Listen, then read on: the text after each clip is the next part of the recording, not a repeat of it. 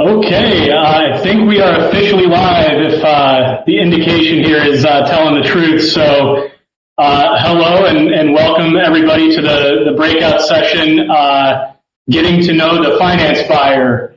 To get us started, I think obviously it'd be great to do some introductions to get to know the people that will be talking to you for the next 45 minutes, get a little context on their background. We do have a unique group here with Matt and Sharita. They likely have very different viewpoints on being in the seat of the finance buyer and making the purchasing decisions that they do for their respective businesses. But I think in this particular case, we're lucky enough that these two individuals also kind of sit on the other side of the table and kind of have a seller's perspective as well for their respective businesses. So hopefully that unique context will be helpful to help guide the questions and conversation here. Quickly on myself, my name is Brad Green. I'm the head of finance at Centerfield. I've been with the company for 7.5 years. When I did join the company 7.5 years ago, our finance group was a team of two. So it was a very small business, and specifically on the finance team, a very, very small, lean group. And we're up to about 14 now. So I've definitely been involved in a significant number of purchasing decisions over those 7.5 years on the finance side, but as kind of the finance leader, involvement in a lot of the tools and services that the whole company uses. So this is a topic that's very relevant and near and dear to my heart, and happy to share my experiences as well, but definitely want to focus on Matt and Sharita for these 45 minutes. Very interested to hearing what they have to share. And so to that end, I guess officially introducing Matthew Gillman, who's the CEO at SMB Compass, and Sharita Humphrey, who's a financial consultant. So thank you to both of you, Sharita and Matt, for taking the time to join us at this panel for connections. I would like to announce and note, and I think John may have touched on this in the keynote, that in return for them sharing their valuable time with us today, we are making a donation from Centerfield and business.com on their behalf to their charity of choice, which I think they'll touch upon in their introduction shortly. So I guess to that end, Sharita, if you want to kick us off and introduce yourself, please. Yes, thank you again. Thank you for having me on this amazing panel. I am Sharita Humphrey. I am an award-winning financial consultant and money mentor. I am the CEO of Sharita M. Humphrey Consulting. We do business and finance consulting. So we help people across the country better understand their money, know, and also how to grow their money. So I would like to talk about my favorite charity of choice, which is Jumpstart. They're a national early education organization that's working towards every day, helping children across the country really succeed from starting from kindergarten and up. I am super, super excited to share them because I love all things finance. Just knowing that, and also being a former government auditor and analyst with the state government, I'm super excited to support and share Jumpstart with all of you. Definitely check them out. Thank you again, Brad, for having me on this amazing panel with you and Matthew. Definitely. And Matt? Yeah, perfect. So I'm Matthew Gillman. I'm the founder and CEO of SMB Compass. I just want to first thank Centerfield and business.com for this opportunity, and of course for donating to the Suffolk-wide JCC. So one of my family members has autism and is in their Grow to Discover program. So she's there and she gets to take some great fun and educational classes. So I think if they offer great programs, and I'd love it if everyone can just check them out, see what they offer. They're a great organization. Back to SMB Compass. So SMB Compass, I started the company about 4 years ago. We're a marketplace that specializes in small business lending. The core focus of our business is really educating small business owners, not necessarily on the right programs, but the right thought process in finding those programs. So we spend a lot of time working with small business owners that are coming in and looking for a dollar amount, looking for an acquisition loan or to purchase a piece of equipment. and they might not necessarily know the right structure to use. So we spend a lot of time trying to make sure that we align the right structure with the right use of funds. And just by way of background, from New York, went to school out in Indiana, moved back to New York where I lived with my family. And my career and my background has been in SBA lending, which definitely a hot topic today, to different types of conventional and non-conventional loan programs. So I'm excited to be here today. Hope I can provide some useful insights from both the buyer's perspective and a seller's perspective. So excited to be here, and thanks again. Yeah, thank you both, Matthew and Sharita. I think before we get to the questions, just a couple of housekeeping items. I want to remind everyone that you can visit the panelists' speaker profiles if you'd like to either contact them or learn more about their company and their the roles within that company and the services that they provide. I'll also mention we do have a poll that if you look on the right-hand side of your screen, there are questions there that we're very interested in hearing your respective answers to those questions. So feel free at any point to fill those out and submit them. And then lastly, there is a Q&A section on the right-hand side next to the polls. It looks like Donna Rivera has already found it and submitted a question. So as we're working through kind of the panel, if there's something that's relevant that comes up directly related to the topic that we're on, I may interject with some of the questions here, but if not, we'll kind of save things for the end as part of the Q&A session. So don't hesitate to type in some questions there, and we'll try to get to them if time allots. So with that said, our first question to the panel, what finance platforms or products does your company or you yourself currently use and pay for on a subscription basis or something that you purchased? And these can be anything from accounting software or ERP systems to track the finances of your business, things like leasing or factoring, payroll systems or providers or loans. I think, Matt, you're obviously providing services around loans, but curious if either your businesses utilize services or platforms like that. And so I think, Sharita, if you want to kick us off. Yes, I have to say one of my favorite softwares that I like to use is Divvy, Divvy. I absolutely love Divvy. You can check them out at getdivvy.com. Love their platform, and I'm going to tell you why really quickly. They are a credit and accounting spend management software. So they bring the solution that a lot of small businesses they're for everyone, but it's really, really key to small businesses, especially like a small business like myself and small businesses that I serve across the country. They are a spend management solution that gives you the credit you need and the software that you manage. So I always like to say, what people ask me, so tell me Divvy in a sentence. QuickBooks meets corporate credit card. That's what I always tell people, because that's something that everybody is familiar with. I love that their spend management solution really allows the CEO or whoever is in charge, the CFO of the company, really be able to see what is going on with the spending in that company, no matter what size, whether it's a solopreneur, someone who's more established, all the way up to your bigger corporations. This is an amazing spend management program. And what I love about it is that credit aspect of it, because they have their own corporate credit card through Divvy as well. So one of the things that I like, and especially from someone who likes to really make sure that I watch our business budget, is that they have the opportunity for us to be able to come in and set the platform and really be able to say, hey, for our PR, for our contractors, for those one-offs, we can set those limits on those particular credit cards. So that makes it easier for us to really be able to help manage it. So let's just, for example, say you're over your marketing, you're really trying to make sure you stay on budget this year. Just going to throw out a round number, $50,000 is what you want the head of marketing to have for a particular quarter, or that's what you want them to spend for the year. That is what's going to be up on that limit. You can make adjustments as you see fit with the Divvy platform. And for those companies companies, especially those small businesses who are doing more one-offs. Maybe you're doing some things through Upwork, or you're using a contractor that you're really not familiar with and you're trying to try them out.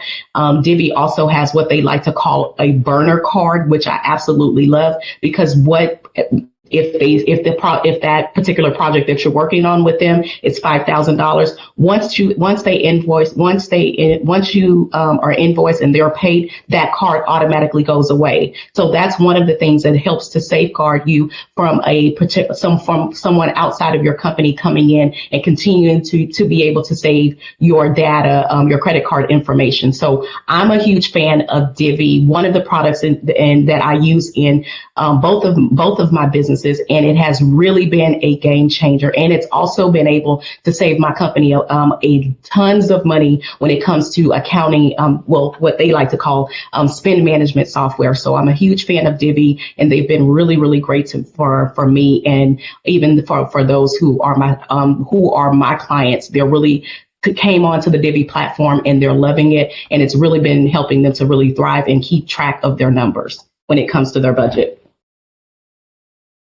Definitely got to look into Divvy. I think it's super interesting. Matt, how about you?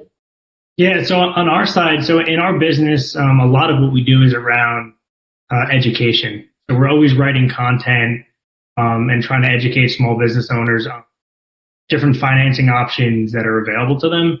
And with content writing, I think for us comes a lot of course, payments to content writers, to editors, to people who are contributing to our community. And for a while we were using PayPal, which was great. But we also started using a company called TransferWise, which I think actually recently rebranded to just Wise. But we use them for international payments. So we found that it's easy, it's cost effective, and it's something that's been great for our business. So again, the company is called TransferWise, and that's a business that we've been using for international payments. From a financing perspective, we use a credit line from a local bank, and being that we're in the lending business ourselves, I want to talk more about kind of our decision to use a local bank as our financing option. I think no matter what you're doing as a business, no matter what platform you're using, lender you're using, I think the biggest thing that it comes down to is trust. And whether you're building that relationship over the phone through Zoom, which is today's world, or you have the ability to really go and shake somebody's hand. We've decided to use a local bank as our credit line. So we found that it just gives us a really good ability to kind of ebb and flow with our cash flows. And it's been fantastic for us. Awesome. Thank you. So Sharita and Matt, you've identified obviously a need for your business. Sharita, in the case of Divvy, cost management, obviously very important to every business. And Matt, paying contractors via TransferWise and also getting funding, whether that's from a local bank like you've chosen or a larger bank or some of the other services that are offered.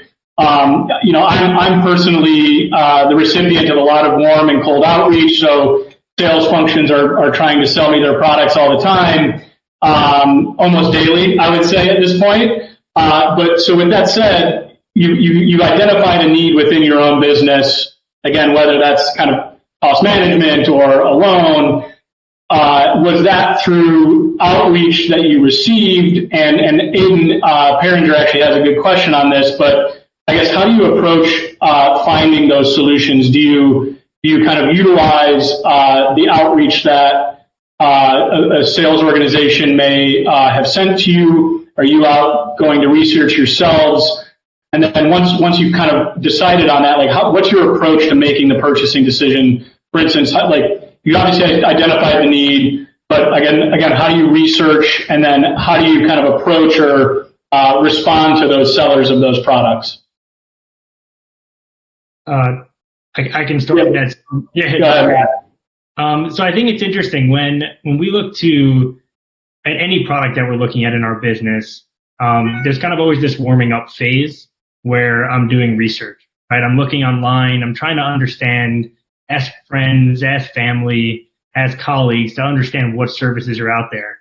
I'm not necessarily a buyer yet, right? I'm just in my kind of initial research phase. And I find that the products I end up buying are the ones that tend to retarget me, right? So I start early on, I do my research, I click on a few things, and before I know it, I see a whole bunch of advertisements from companies that I was doing research on. And once I talk to somebody there and I start to learn kind of what their solution is and how it's offered and how it benefits me, I kind of start to like that second call is to try to figure out how much research they did on me after my first call, right? I think it's really important for me to understand that salesperson that I'm talking to actually has taken the time to understand what we do, how it's going to benefit us. They also have experience with other people, other buyers that are in my industry. So it's kind of like this evolving process of warming before I speak to a salesperson. I speak to a salesperson, I want to know that they've taken the time to know what we do. After they've taken the time to know what we do and I've taken the time to understand what their service is, then there's a whole host of other things, right? I think connectivity is a huge thing. What other services do we use today that might integrate with the solution I'm looking for? Because if it doesn't integrate, it starts to become clunky. What does their implementation process look like? If it takes a lot of time, I think sometimes it makes it, it's almost, it makes it like a roadblock, because I think all of us are operating our businesses, and when something gets in the way or there's a long-term implementation, it gets difficult. But yeah, that's kind of. Yeah, just to piggyback off of what Matt just said, I'm all about the know, like, and trust. It's the same thing when we're trying to do business or get business. So I'm with Matt on that. And I'm a researcher just by nature. So I'm always kind of just doing research. That's how I'm able to find a lot of these companies. Definitely always like to just try to, try them out. And see where they are, and also just trying to figure out from what everybody likes to call YouTube University from there, because a lot of times is you can really you really get to see what people are thinking in the comments, how people really feel about the product, and how they've been able to use it. So I really like to do my research there, then kind of just reach out to the company and see. And really see where they are. How can they truly serve my business? Is this something that they can really help me to provide a solution to something that I'm looking for? But also understanding it's not always about the price point for me. Because sometimes you get what you pay for. And so I'm okay with making an investment that makes sense. But of course, I have to be able to know those 3 rules that everybody likes to say on the internet. I have to know what your product, I have to know who you are, what solution you provide, and then be able to really like when I pick up the phone. Customer service is very, very key to me because I want great customer service. I want to be able to feel like that service that Chick-fil-A likes to give. When you pull up to Chick-fil-A, you expect great service. So I think that I've kind of set the bar high for many businesses, especially those I'm thinking about doing business with. I want to make sure that I'm feeling like a value customer even before I come on board. And I want to make sure that I feel that same type of experience even once I come on board, because sometimes it's great in the beginning, but then you can't get in touch with someone. So just making sure that I can still be able to do that, and then being able to make that investment so that I can ultimately come on board and provide a solution to something that's inside of my company. Yeah, I think that's a great point. I mean, I always want to find out when I'm talking to somebody, after we close or after we buy, are we going to end up with just general customer service number? Right? Are we going to have a single point of contact, or is that person who I felt that I really trusted, that did such a good job explaining that product to me, is that just going to be that they got me to the finish line, and now all of a sudden I have somebody I have no relationship with, which was part of the whole reason why I bought in the first place. It's a great point. So I'm going to interject. I apologize. I had some technical difficulties. Matt, can you hear me, Sharita? Yep. Okay, perfect. Sorry, I had a power surge and everything went down for a moment there. So unfortunately, Matthew, I missed most of your answer, and Sharita, I caught the tail end of it. So I guess it's the joys of dealing with this this virtual age that we're in. So apologies if this next question you've answered it a little bit, but actually I can jump over into the Q&A here. Aiden had a question. So kind of speaking to the outreach and your approach to buying products. Everybody gets solicitation of different products and services. I get them all the time in my email inbox, but what cold email subject lines and or offers have broken through to you? Like where would you see an email that catches your eye that's more of a cold outreach and has gotten you to actually respond to a specific sales inquiry, if any?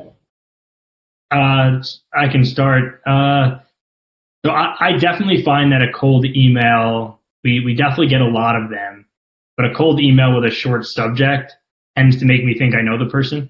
So I'm more inclined to open it versus a long subject line. And then when I get into the body of the email, I think it's very apparent these days when it's not personalized, right? I'm sure everybody's busy, and when you get a really long email that looks like a blast email, it doesn't really make you want to respond because you're not anything special, right? But when you have somebody who spends the time, then maybe we have LinkedIn. They looked at your LinkedIn profile. They looked at your website. And whenever there's some reference to what we do, I'm willing to give somebody else the time if they were willing to take the time to put the effort in before they sent me. So for me, it's personalization of everything. Yeah, I have to agree. I like it. We're inundated with so many emails, especially cold emails. That short subject line is very key to me. Sometimes I open up emails and I literally don't have any idea what the person is. And they're like, you know what? I saw one that made me open it yesterday. It's like, you know what? You've been looking for this answer. I opened that up. It was just short and to the point. And what I loved about it is that the person went to my LinkedIn like I did prior to this last week when I went to Matthew's email, which I think is pretty cool to see, by the way. So if you haven't looked at Matthew's email, LinkedIn, definitely check that out. But one of the things that I liked about it is that she mentioned, hey, I saw that you're going to be speaking at Meet the Buyer. And I'm like, wow, and so she's on my calendar for tomorrow, just based off of that. I really don't have any idea what she's trying to sell to me because I just sent her the link. I know that was probably not the best thing to do, but I was just so, I felt like, wow, you really took the time to send me an email. First of all, my personal email is not out there. So you really did your email. You really did your research to find my email. But to say that, hey, I saw that you were going to be speaking on Wednesday, and tomorrow, I definitely want to say, hey, I think that's amazing. I want to hear about it. I'm not able to catch it, but she asked, was the replay available? And I said, you know what? Here's the link to my calendar. Let's talk about it. So if you missed something, but that is the thing that really makes me want to look at her company. It's another thing it's another product that we're currently using, but I'm looking forward to having the conversation with her just because she did personalize it, like Matthew said, because that was that wow factor. When you are looking at an email from someone that you don't know, personalize it because you don't want to feel like you're getting another ConvertKit or MailChimp or some type of lead magnet. For her to really make that and stand out to me was really, made me want to say, okay, I want to be able to listen to you.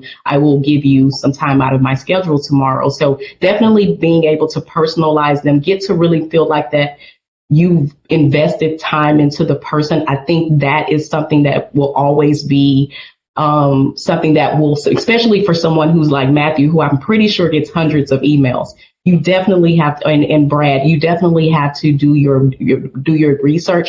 It could definitely pay off from a business relationship, building a great business relationship, even if not from a monetary standpoint with you trying to close a deal, but making sure that you're actually building relationships with the potential person that you're reaching out to, I think goes far more than a sale, which you could possibly get that sale. But I think not going in a selling standpoint, but really seeking and trying to figure out how can you really serve them. I really think that is what knocks it out of the park. Yeah, I think those. Go ahead. I was going to say, I think as business owners, even if we're not inherently salespeople, we all have to sell, right? It's just what we have to do. And I think there's just a mutual respect when you see somebody that does exactly what you said, right? They took the time to spend to research, to take advantage of an opportunity too, right? They saw that you were going to be doing the meet the buyer. And I think to me, it's the mutual respect makes me want to respond and give somebody the time. Absolutely. Yeah, I was going to say those first impressions definitely mean a lot, right? And I always get a chuckle. I mean, I'm similar. I respond well to outreach where they've done research, they understand the company or like recent history of your company. Hey, you might actually have this need, so it's not just an email blast. And I always get a chuckle when you get that CRM automated email, but it says like insert name here instead of the actual name of the recipient. Those are just, it's kind of almost laughable that they think that that's going to catch someone's eye. So I agree with you both. It's really that first impression where you feel like the seller understands a need that you may have, even if you haven't identified it yet, right? And so it's a good foot in the door, I would say. And again, apologies if we covered off on this. I was blank there for a little bit, but so now you've gotten the outreach from the seller, or you reached out to the seller for that product and service. You've got your need, and maybe you've done some research, so you've narrowed it down to a few choices, whether you need to go through an RFP process or just do kind of just a natural decision-making process. I guess if you're talking to a handful of groups, what is maybe the one or two or three things that is really going to convince you to buy your product? Sharita, I think you mentioned customer service is a huge thing for you, but Donna in the chat asked, is it price alone? Anything else that matters in your purchasing decision outside of, maybe even customer service or price? What are you really looking for? I think outside of customer service, I'm also looking for, are you really familiar with what you're selling to me?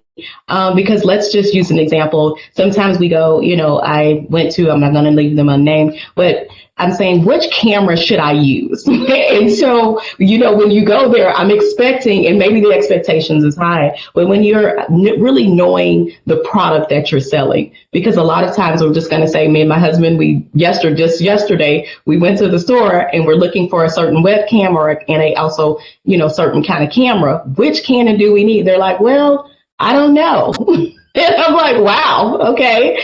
But at the end result, they tried to sell me a camera. And I'm like, wait, I just asked you about which camera. And I don't want you to know how, if it's 1080 and all of those things, but just being able to really recommend what is your company selling in the department that you're in. Let me know that you're familiar with what you're selling. That is, I guess that's a pet peeve, and that's a check mark for me. Just being able to know how to be able to know the product, how to be able to use it, and really be able to explain to me how this, if I was to run into any issues, who do I need to speak with? Like, I'm a person who wants to know in advance, so I'm not scrambling on the phone trying to figure out what Matthew said. Hey, who do I speak to after the fact? Once the deal's closed, who do I go to? Really being able to let me know once I come on board what the expectations are with onboarding into your company. What does that look like from a customer standpoint?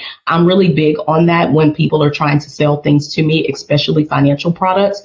What does that look like as I come along that journey? Take me on a quick journey of what it feels like to be a customer of yours. Really, really key to me outside of customer service. I think for me, very rarely does like a full implementation go as planned or go in the time frame it's supposed to. So I think when there are easy softwares that you can buy that don't really take much implementation, but the ones that are going to take a lot of time and effort, they never really go smoothly in the beginning. So something that, I usually ask, which helps me kind of get over that buying hump, is I want to talk to somebody or a reference that it didn't just go perfect, right? Like, I don't want a reference that is, this was great, they're the best thing in the world. And we always know that, like, a reference, nobody's going to give you a reference of somebody that had a bad experience, or else they wouldn't be a reference. But to have a reference of somebody who had an issue during implementation, had an issue once they were set up, and how that problem was solved, I think for me that's always really important, because to say there's not going to be an issue is just not true. There always is. So knowing how they kind of work to solve that problem is really important to me. Yeah, I think just to piggyback on Sharita, I think, in a lot of ways, these products and services, whether they're big enterprise products or off the shelf kind of SaaS products or anything in between, I think it's really a relationship. It's working with people that you feel comfortable communicating with. And I think that goes to, Sharita, your customer service example. It's really just, you're forming a relationship with the seller and then ultimately with the company that you're buying from. And so finding someone that you're compatible with. And Matthew, to your point on the implementation, they never go as planned. And so being able to comfortably work with those folks, I think, is also really important at least from my perspective. So, not feeling like you're just another sale in the queue, but that you have that customer service feel from them.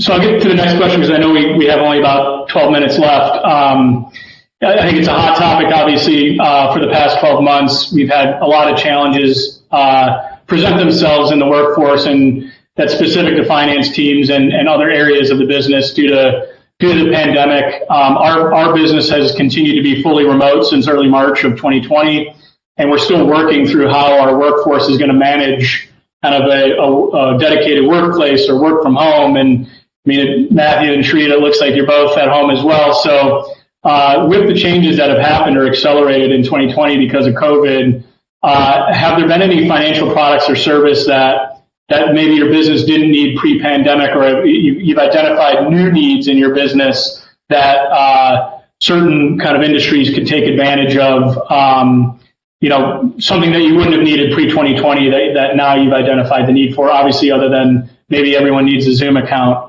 but anything in particular that comes to mind?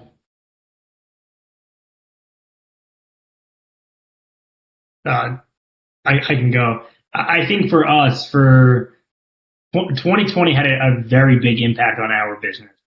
We're in small business lending, and of course with the stimulus packages and PPP and EIDL, it was a huge impact. So at the same time we had to figure out how to be remote, we also had to figure out how to educate ourselves on new programs that were becoming available, and frankly, the only lending programs that anybody at all was interested in. So I think I don't necessarily have, a finance platform or service, since everything we already use today, we can access remotely. But I think the biggest thing that 2020 kind of taught us that we have to be prepared for in the future is we have to always be able to produce content and produce education in a very quick way, because like PPP and EIDL, for example, everybody wanted information and it was really hard to get it out. I think it was also really hard to understand it, but that's an entirely different topic. So I think for us, like the biggest thing was how are we going to react quickly? And fortunately, everything that we used was web-based. Yeah, same for us. I think that it was kind of easy for us because we were already kind of working remotely in the office about 3 days a week, 2 days, 2 days at home. So this wasn't really, we didn't expect to, boom, everybody's all at home. We're trying to figure out how to be able to work things out. But one of the things that I will say, and I know that I can agree with Matt because we write a lot of financial content too, is just because we, of course, already have financial content that's already kind of planned out for the year because we're working on things, trying to just make sure that we hit certain areas and times that are critical from a financial standpoint. But like Matthew said, just to piggyback off of that, just being able to make that quick transition. I think that and making sure that we get the right education, financial content out was very, very key to us because, of course, we had a lapse. And I'm in Houston. So, of course, if anything happens when it comes to the weather, being able to know how to really be able to utilize and continue to be able to work to get that financial content out. I would have to definitely agree with Matthew. This pandemic has taught us to make sure that we are ready for really ready for what is going to happen if this was to happen again and we had to continually work virtually. But it also was a way for us to really be able to allow the team to really be able to still be able to connect. Because I feel like even though we're not all in the same place, we are still I feel like virtual has allowed us to really be able to get to know I've been able to really get to know my team outside of just what they do and what their particular roles are in my company, but really being able to like and trust them outside of what they're doing. And now being remote, you really have to have that. And I'm pretty sure in Matthew's position, you really have to have a strong team. And I think that this has really been able to show how strong your company is, especially how strong your employees are, to really be able to to make that swift change and really be able to still meet the core values of the company. I think is bigger than any of the financial things. I don't have one outside of what he said, Zoom, because we were so used to being in office every day. But I think that even with that, just didn't realize how many people in the beginning were going to be on Zoom, and having to be able to manage that, because I'm pretty sure all of us have run into some type of things when the bandwidth for all of these platforms, whether it's something like this or even Zoom, it was something to work around. So yeah, I'm looking forward to and would love to hear from anybody else in the audience what any financial products and services that they took on during this time. And I think there's a question from Donna, Brad. Yeah, so there's actually a couple that we haven't answered, I guess, asked to the two of you. So Chad Brooks asked, back to the cold outreach, when someone is following up on a cold email, so you may have deleted or read but didn't respond to the initial cold outreach, how long should someone wait to reappear at the top of your inbox? Is there a defined time? So I think for that, and we spend a lot of time marketing and trying to figure out the right answer there. We tend to think there's only so many follow-ups you really can do. Right. You don't want to overload people. I think you bother people or upset people. So for us, we think after the first cold email, it's typically a 3 to 5 day period before you follow up again. And then if you're going to do another touch point, you have to make the assumption that the person saw your first or second email, and you really should wait another 2 weeks or so before doing another follow-up. And if you're going to do a fourth touch point, we tend to wait 30 days after that last one. So typically the way we set it up, because you want to stay in front of somebody, but you also don't want to bug them. Yeah, I agree. Just after that first initial, if you don't get it, normally I always say, for me, if I did overlook it, I would say give me for our internal team, we normally say like 5 to 7 days, kind of give more lingering toward that 5 days. Kind of just because sometimes they truly just did miss it, then just put it back on there. But I agree with Matthew. You don't want to overwhelm the person, because you don't want to end up getting into their spam mail, or or block you or unsubscribe to what you're doing. So I would say to definitely follow what Matthew said. And I feel like after 30 days, definitely take a break from it and not maybe revisit it later on. But don't push too much, because then it could be a great product, but you are starting to be a little annoying, and then like I said, you end up going to junk mail, and then they don't want to hear from you or your company. So just be mindful of how much of a touch point that you're doing, and just be respectful, especially of the person's time. Yeah. Also, and this is definitely a marketing topic, but I think you can send a cold email and 4 days later request somebody on LinkedIn, right? And then a week later, give them a phone call. And all of a sudden it shows a strategic effort, versus, just, an automated email or, Right. An outreach that you're doing that's, doesn't take much strategy. Looks like we had one more question from Donna. So back to kind of the implementation phase or post-implementation phase, we ever run into a situation where you make a decision on the software or tool, you go through the implementation process and just ultimately decide that, oh man, this is not really working out for us, not right for our business. Do you untangle it or do you stick it out and try to make it work? We've done it and we've untangled it and we've moved on to another product. We have found, like, no matter how many questions you ask, sometimes we've made big decisions on products that we were building on that we absolutely had to untangle. And I think the answer to that question is different based on what you're doing.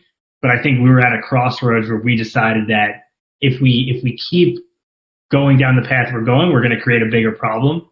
So we kind of made sure that we made a decision right there. It would take us double the amount of work today, but it would save us a whole lot of time in the future. So I'm a big proponent of, one, negotiating your ability to untangle, right? And then two, untangling before things get harder to do so.